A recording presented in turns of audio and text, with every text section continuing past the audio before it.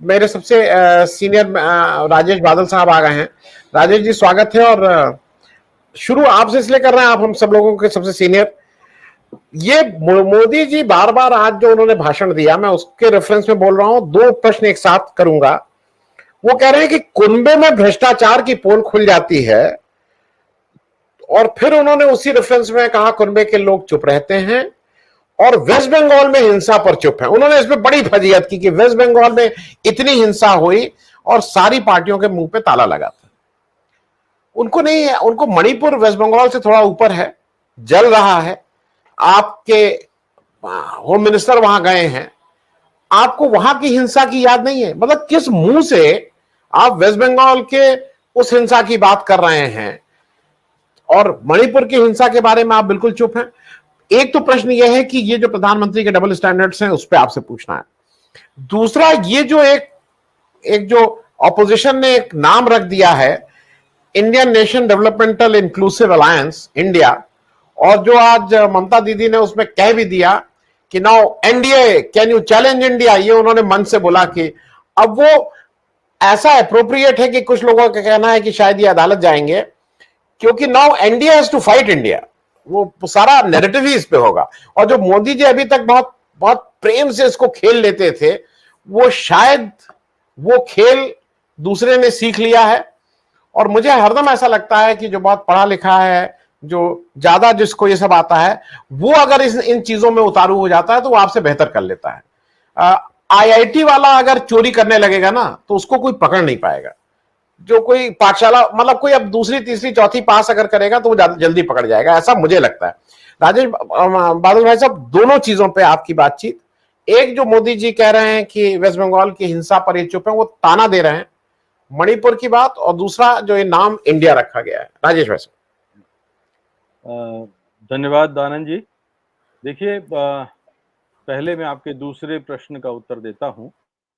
जो बेंगलुरु में आज हुआ और जो घोषणा हुई इंडिया की, मुझे लगता है कि भारत के हम सब जितने लोग भी लोकतंत्र के समर्थक हैं और जो लोग भी संवैधानिक लोकतंत्र को समझते हैं, और मुझे लगता है कि हम शायद हम लोग जो पत्रकार बिरादरी है, वो भी इस बात को तो पसंद करेगा कि लोकतंत्र में जितनी आवाज पक्ष की मजबूत होनी चाहिए, उतनी ही मजबूत आवाज प्रतिपक्ष की होनी चाहिए। तो प्रतिपक्ष के नजरिए से अगर हम देखते हैं तो ये जो बैठक हुई है, वो इसलिए भी इम्पोर्टेंट है कि उसमें अगर 26 दलों की सहमति है और उसमें ज्यादातर दलों के नुमाइंदे वहां मौजूद थे, तो अगर उन लोग सहमत होकर के एक मंच पर आते हैं, तो मेरे लिए ये सुखद बात इसलिए भी है कि अभी तक हमने देखा 2019 के लोकसभा चुनाव के बाद खास तौर पर कि जो एक असंतुलन था हमारे लोकतांत्रिक व्यवस्था के जरिए चुनाव के बाद जो आया था, उसमें ये था कि पक्ष बहुत मजबूत होके उभरा था। तो मैं बात ये कह रहा था कि देखिए, बेंगलुरु में जो आज हुआ, तो बेंगलुरु से मुझे सुखद संकेत इसलिए मिल रहा है कि कम से कम 3 दलों को साथ एक मंच पर देख करके, मतलब जो पुराना यूपीए था उसके अलावा, अब जैसे ममता बनर्जी वहां पहुंची, शरद पवार की पार्टी और आम आदमी पार्टी, 3 दलों का वहां होना मेरे लिए एक सुखद आश्चर्य की बात है, क्योंकि इसका अर्थ ये निकलता है कि इन दलों ने अब देश में लोकतंत्र के लिए अपने अपने कुछ जाति राजनीतिक हितों को शायद हाशिए पर रखा है, और तब वो प्रतिपक्ष की एकता की बात करते हैं। तो मैं जो बात कह रहा था वो ये कि हम लोग जैसे जो लोग ये सोचते हैं कि इस देश में डेमोक्रेसी मजबूत होनी चाहिए, तो डेमोक्रेसी मजबूत तब होती है जब पक्ष के साथ साथ प्रतिपक्ष भी मजबूत हो। और प्रतिपक्ष मजबूत होने का अर्थ यह है, जो मैं मेरे ख्याल में जब डिस्कनेक्ट हुआ तो शायद मैं ये बोल रहा था कि अगर पक्ष की गाड़ी मान लीजिए कि कोई ट्रैक्टर के पहिए के बराबर है, तो प्रतिपक्ष साइकिल के पहिए के बराबर नहीं हो सकता। ये बराबर होना चाहिए, और जब प्रतिपक्ष बराबरी की स्थिति में होता है तब फिर वो दबाव डालने की स्थिति में आता है। तो आज की इस बैठक से मुझे ये दो संकेत जो मिल रहे हैं कि पहली बात तो ये है कि ये एक मंच पर आए हैं, पहली बैठक में आए थे, दूसरी बैठक में कुछ सिद्धांत, कुछ चीजों पर सहमति बनी, 11 लोगों के लिए एक समिति का तय हुआ, और तीसरी बैठक के लिए भी राजी हैं। अगर ये सिलसिला चुनाव तक, अगले केंद्रीय चुनावों तक चलता है, तो मुझे ये बड़ा आश्चर्य भी होगा और अच्छा भी लगेगा, क्योंकि हमने देखा है कि कई बार प्रतिपक्ष की एकता की बातें तो हुई, लेकिन जैसे ही लोकसभा चुनाव निकट आए, आचार संहिता लगी, ऐलान हुआ, प्रत्याशियों का चुनाव करने की नौबत आई, तब फिर जो अपने अपने कैंडिडेट्स और अपने अपने दल के राजनीतिक हित हैं वो आड़े आ जाते हैं, और तब ये एकता तार तार हो जाती है, बिखर जाती है। अब ये हम मनाएं कि ये एकता उस समय तक बनी रहे। तो पहली बात तो ये है, और दूसरी चीज ये है कि देखिए, हम पहले से भी, और मेरा ख्याल है आपके शो में भी और कई शो में कहता रहा हूं कि बीच में एक बार जब ऐसे हुआ था कि एनडीए और शरद पवार, मतलब ममता बनर्जी और शरद पवार एक पत्रकारों से बात कर रहे थे, तो उसमें उन्होंने प्रेस से कहा था कि ये यूपीए नाम के संघ का कोई अस्तित्व नहीं है और ये कोई आवश्यक नहीं है कि कांग्रेस ही उसकी अगुवाई करे। मैं मानता हूं कि ठीक है, कांग्रेस को अगुवाई का कोई लाइसेंस नहीं मिला है, लेकिन भारत में आप अगर देखें तो इतिहास के नजरिए से देखें, आप लोकतांत्रिक संगठन के ढांचे के नजरिए से देखें, एक तरफ पार्टी का एक लोकतांत्रिक ढंग से निर्वाचित राष्ट्रीय अध्यक्ष है जो एकता की पहल कर रहा है, तो वो एक, अगर हम उसकी बात करें, और उसके साथ में 12 करोड़ लोगों का, कम से कम 12 साढ़े 12 करोड़ लोगों का वोट बैंक है, तो अब 85 लाख या 90 लाख या 1 करोड़ के वोट बैंक वाला दल अगर ये कहे कि 12 करोड़ 13 करोड़ के मतदाता दल को जो है अगुवाई करने का हक नहीं है, ये थोड़ा सा अटपटा तो लगता है। अब कोई एक सांसद वाली पार्टी ये कहे या 2 सांसद वाली ये पार्टी कहे कि मैं अगुवाई करूंगी, तो वो भी बड़ा मुश्किल होता है, क्योंकि फिर जो है फिर तो बड़ा असंगत हो जाएगा ना प्रतिपक्ष का आंदोलन। दूसरी चीज जो आपने प्रधानमंत्री जी की कही, तो एक तो हम देख रहे हैं कि हाल के वर्षों में जिस तरह से भाषा की मर्यादा जिस तरह से उसकी हत्या की गई है, ये हमने कभी नहीं देखी। मैंने देखिए 77 के चुनाव के पहले से पत्रकारिता कर रहा हूं, हमने आपातकाल का दौर देखा और आपातकाल के बाद का भी दौर देखा। हमने राजनारायण जी की भाषा भी देखी है, और उसके बाद कई ऐसे लोग हैं, राजीव गांधी के जमाने में के तिवारी की भाषा भी हमें याद है, तो कई लोग ऐसे रहे हैं, और प्रमोद महाजन जी की भाषा भी हमें याद है। तो वो भाषा जहां तक थी, इन्होंने अभी जो 7-8 वर्षों में हम देख रहे हैं, ये तो भाषा एकदम सारी सीमाएं पार कर चुकी है। दूसरी चीज ये है कि इस भाषा को अगर आप, जैसे अभी लक्ष्मण जी कह रहे थे, मैं जो थोड़ा सा उनका सुन पाया था, अगर आप इसका मनोवैज्ञानिक विश्लेषण करें तो कहीं ना कहीं ये हताशा की भाषा है, ये कुंठा की भाषा है, और कहीं ना कहीं ये एक तरह से पराजय की आशंका से ग्रस्त किसी मानसिकता की भाषा है। और एक बात और भी है, हमने ये भी देखा है कि प्रधानमंत्री जी जब जैसे ही चुनाव आते हैं तो पता नहीं उनको क्या हो जाता है कि एक सारी मर्यादाएं वो तोड़ देते हैं, महिलाओं को लेके, रिश्तों को लेके, राजनीतिक रिश्तों को लेके, राजनीतिक सिद्धांतों को लेके, वो जिस तरह की शैली और भाषा का इस्तेमाल करते हैं, वो हमने भारतीय लोकतंत्र में तो कभी नहीं देखा। चुनाव के बाद एकदम ठीक हो जाता है, तो इसका अर्थ ये है कि वो चुनाव जीतने के लिए इस तरह के हथकंडे अपनाते हैं। तो ईश्वर करे कि अब इस चुनाव में, अगले चुनाव में अगर वो करेंगे तो अब उनकी पोल खुल चुकी है।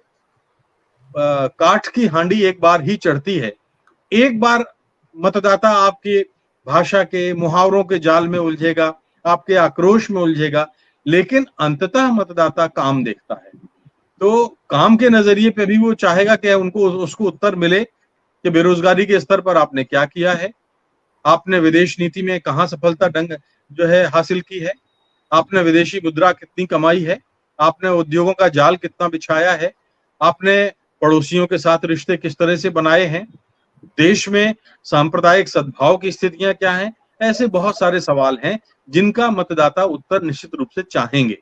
तो ये स्थिति जब होती है, और फिर देखिए भाषा की मर्यादा अगर एक बार आपने लांघी, तो आजकल का जो जमाना है, सामने वाला जो दल है या प्रतिपक्षी संगठन जो है या जो भी गठबंधन है, उसने कोई चूड़ियां तो नहीं पहनी है, अगर आप एक सीमा के नीचे गिरेंगे तो वो आपसे भी नीचे गिर सकता है। भाई उनके हाथ किसने बांधे हुए हैं? फैसला मतदाताओं को करना है। अगर ये अंताक्षरी शुरू हो गई तो ये देश के लोकतंत्र के लिए बहुत अच्छी नहीं होगी। और हम मनाएं कि आने वाले चुनाव सभ्य समाज जिस तरह से लोकतांत्रिक व्यवस्था में जीता है, जिस तरह से अपने निर्वाचन कराता है, हम उस तरह की कोई व्यवस्था देखेंगे। जी आनंद जी। मैं राजेश भाई साहब आपके पास आ रहा हूं। मैं अपने दर्शकों को बता दूं, वो एक नीरज सिंह साहब थे, उनको मतलब एक कम्युनिटी विशेष पे बिना किए उनका मन नहीं मान रहा था। मैंने 2-3 बार बना किया, मैंने उनको ब्लॉक कर दिया और कोई रास्ता नहीं था। मैं करता नहीं, बहुत रेयरली करता हूं। इतने मैं पिछले 5 साल में शायद मैंने 4-5 लोगों को ब्लॉक किया होगा।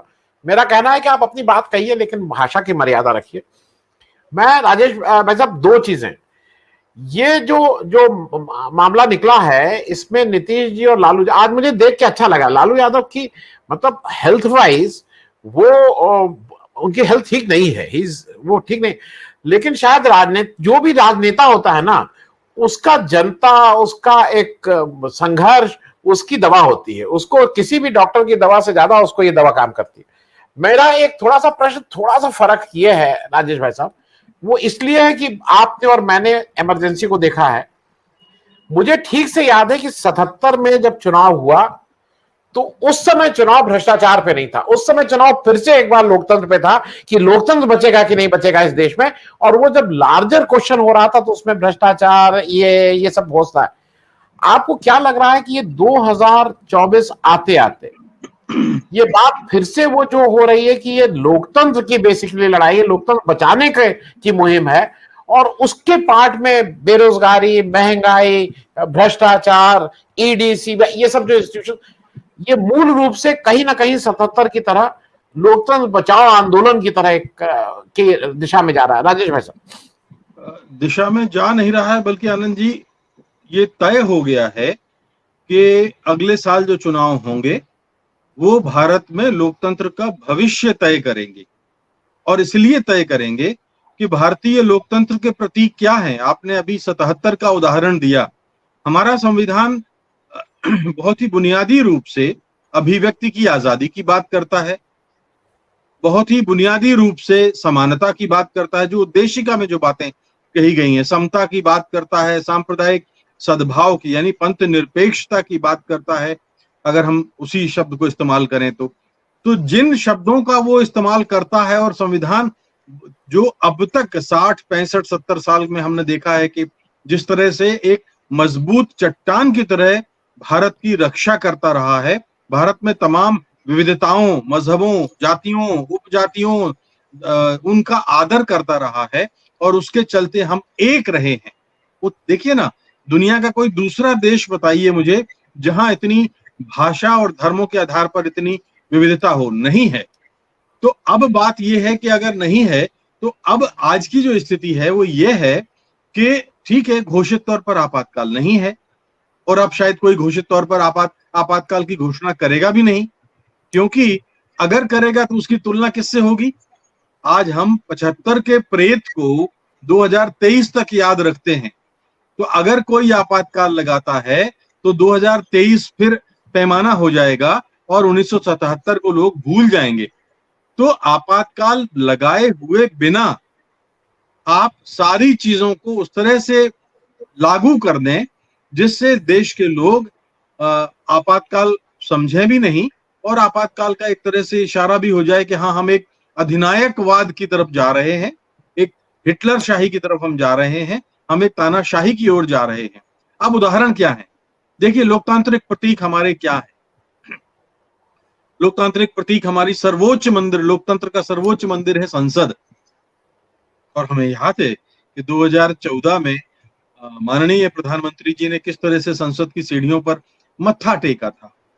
लेकिन अब हम पाते हैं कि उसी संसद के उन्हीं दोनों सदनों में बहस का स्थान गिरा है, बहसों का अवसर नहीं है। तमाम तरह की जो समितियां निष्पक्ष रूप से दलगत राजनीति से ऊपर उठ के देश हित में काम करती थी, वो समितियां अब काम नहीं कर रही हैं उस तरह से। सत्ताधारी दल को पिछले चुनाव में इतना बहुमत मिला था, लेकिन मुझे याद है कि होम डिपार्टमेंट की एक स्टैंडिंग कमेटी की बैठक थी, आईटी कमेटी की, और उसमें गृह मंत्रालय के अधिकारियों ने उपेक्षा की। आप कल्पना भी कर सकते हैं कि कोई संसदीय समिति जो सर्वोच्च ताकतवर होती है, यानी हम और आप अगर होते और हमको अगर कोई समिति बुलाती और हम नहीं जाते तो शायद हमको कारागार में डाल दिया जाता है, जेल में डाल दिया जाता है। लेकिन गृह मंत्रालय के अधिकारियों ने उपेक्षा की और खुद सरकार के सांसदों ने बायकॉट किया। देखिए, कमेटियों ने, मैं बहुत जिम्मेदारी से कह रहा हूं आपको कि संसद की कमेटियों ने दलगत राजनीति से ऊपर उठ के राष्ट्र हित में काम किया है, चाहे वो भारतीय जनता पार्टी के सांसद रहे हों या किसी भी पार्टी के। तो संसद, दूसरा महत्वपूर्ण फैसले, परंपरा ये कहती है कि जब संसद का सत्र चल रहा हो तब कोई भी फैसला हो, बड़ा फैसला, नीतिगत फैसला हो, तो संसद में चर्चा होनी चाहिए। ऐसा नहीं हुआ। तीसरी बात होती है प्रतिपक्ष को भरोसे में लेने की। हमने देखा है 370 का फैसला हुआ, नोटबंदी का फैसला हुआ, कोविड के वक्त अचानक एक सनक की तरह लॉकडाउन लगाने का फैसला हुआ। तो ये जो फैसले हुए, क्या, या सर्जिकल स्ट्राइक का फैसला जो था, क्या उसमें प्रतिपक्ष को भरोसे में लिया गया? क्या उन पर बहस हुई? क्या सर्वदलीय कोई बैठक हुई? नहीं हुई। एक चीज, संसद के बाद अब आप आइए, हमारी जो संवैधानिक संस्थाएं हैं, लोकतांत्रिक संस्थाएं हैं, उन संस्थाओं का मान तब रहता है जब सरकार खुद उसका आदर करती है। हमने देखा है कि जितने आरबीआई है, रिजर्व बैंक ऑफ इंडिया है, चुनाव आयोग है, और केंद्रीय तमाम के, सुप्रीम कोर्ट है, न्यायपालिका है, कार्यपालिका है, अगर वो एक दूसरों का आदर करना बंद कर देंगे तो लोकतंत्र का भविष्य क्या होगा? आखिर लोकतंत्र जो नाम का हमने तंत्र गढ़ा है, तो इंसान अपने लिए ही तो गढ़ता है। आप चाहे तो किसी खिलौने को आकार दें और चाहे तो उस खिलौने को तोड़ दें। तो हमने ये पाया है कि जो संवैधानिक लोकतांत्रिक संस्थाएं हैं, उनका नुकसान हुआ है, उनको इरादतन उनका दुरुपयोग किया गया है। और जब ये दुरुपयोग किया गया है तो ये संस्थाएं आज एक भय और असुरक्षा के माहौल में काम करती हैं। अभी देखिए ना, ईडी वाला जो मामला था, सुप्रीम कोर्ट को आखिर हस्तक्षेप करना पड़ा और पूछना पड़ा कि आपने जो सेवा विस्तार दिया है वो भाई कैसे दिया है। तो एक सनक के चलते आप लोकतांत्रिक संवैधानिक संस्थाओं को मार डाल रहे हैं, आप संसद के आदर नहीं कर रहे हैं, आप प्रतिपक्ष का आदर नहीं कर रहे हैं। आप तो देखिए, और तो और संविधान की जो तमाम संस्थान हैं और जो हमारे जो प्रावधान हैं, उन प्रावधानों का एक के बाद एक अनादर हो रहा है। मैं ताजा उदाहरण बताऊं, मध्य प्रदेश के सीधी से एक उदाहरण आया है। भारतीय जनता पार्टी के एक कार्यकर्ता ने, एक विधायक के नुमाइंदे थे वो, उन्होंने 13 करोड़ आदिवासियों के सम्मान को कलंकित किया। उन्होंने उस आदिवासी के चेहरे पर पेशाब की। भाई, इसका मतलब क्या है? मैं सिर्फ इतना जानना चाहता हूं, पेशाब आपने की तो उसका कोई संकेत और संदेश और मैसेज क्या देना चाहते थे आप? फिर आपने कर दिया, पार्टी से उस विधायक को नहीं निकाला गया, पार्टी से उस कार्यकर्ता को नहीं निकाला गया, उसके घर में अतिक्रमण के नाम पर एक छोटे से हिस्से को बुलडोजर से गिरा दिया गया। अब अतिक्रमण तो अपराध है, यानी अपराध उसने किया है 13 करोड़ आदिवासियों के सम्मान को ठेस पहुंचाने का।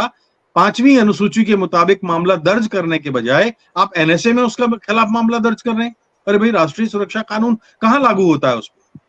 मामला यही खत्म नहीं होता। सुप्रीम कोर्ट का फैसला कहता है कि ऐसे किसी मामले में पीड़ित को ना तो पहचान उनकी होनी चाहिए, ना नाम देना चाहिए। मुख्यमंत्री पैर धोते हैं सुदामा की तरह अपने मुख्यमंत्री निवास में बुला के, और सारी कैमरा टीमों को बुला के, और पूरी दुनिया को दिखाते हैं कि देखो दुनिया वालों, मेरी पार्टी के एक एमएलए के कार्यकर्ता ने, मेरी पार्टी के एक कार्यकर्ता ने इसके चेहरे पर पेशाब किया है।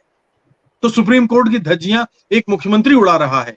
तो जब भारतीय जनता पार्टी के लोगों के मन में ये भाव आ जाए कि उनकी रक्षा तो एक तानाशाह कर रहा है, उनकी रक्षा तो एक आदमी कर रहा है, वो कुछ भी करने को आजाद हैं। क्या आप उत्तर प्रदेश के गृह राज्य मंत्री का उदाहरण भूल गए? बेटे ने उनके कितने लोगों को कुचला? क्या आप महिला पहलवानों का मामला भूल गए?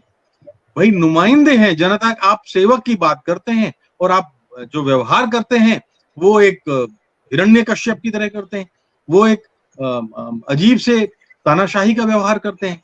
तो मेरे कहने का मतलब यह है कि लोकतांत्रिक परंपराओं की रक्षा करने का अब समय आ गया है।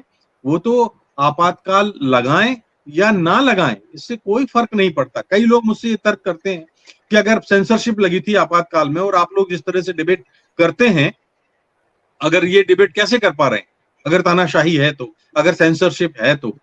मैं ये कहता हूं कि देखिए, सेंसरशिप जिस दिन ये बची खुची आवाज भी अगर बंद कर दी गई तो इस देश में क्या होगा कोई नहीं जानता, क्योंकि आदमी महंगे से महंगा टमाटर खा लेगा, वो जो बेरोजगार घर का नौजवान होगा वो भीख मांग के पेट भर लेगा, लेकिन अपने सम्मान, अपनी अभिव्यक्ति, गूंगा भी चाहता है कि उसको अभिव्यक्त कर अपने आप को प्रकट करने का मौका मिले।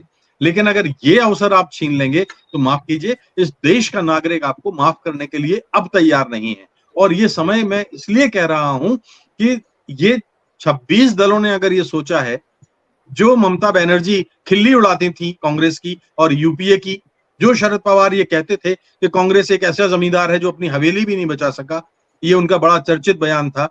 जो अरविंद केजरीवाल, जो कांग्रेस के को किस क्या नहीं कोसा उन्होंने, क्या नहीं कहा उन्होंने। जो नीतीश कुमार जब भारतीय जनता पार्टी के साथ थे, उनके साथ गलबहियों में थे, तो कांग्रेस को उन्होंने क्या नहीं कहा। क्या उन्होंने लालू यादव को धोखा देकर के उनकी पार्टी को भारतीय जनता पार्टी से हाथ नहीं मिलाया। जब वो सब साथ हुए हैं, इसका मतलब आपको बिहार में आपको जेपी नड्डा के उस कथन को याद रखना होगा जिसमें उन्होंने कहा था कि अब इस देश में प्रादेशिक और क्षेत्रीय पार्टियां समाप्त हो जाएंगी, खत्म हो जाएंगी। तो उनका इशारा यही था जिस पर हमारे अभी साथियों ने, विद्वान साथियों ने बात की है कि एनसीपी में 2 फाड़ कर दिया, चिराग पासवान की पार्टी में 2 फाड़ कर दिया, आपके शिवसेना में 2 फाड़ कर दिया। बांटो और राज करो, यही तो अंग्रेज करते थे। जी आनंद।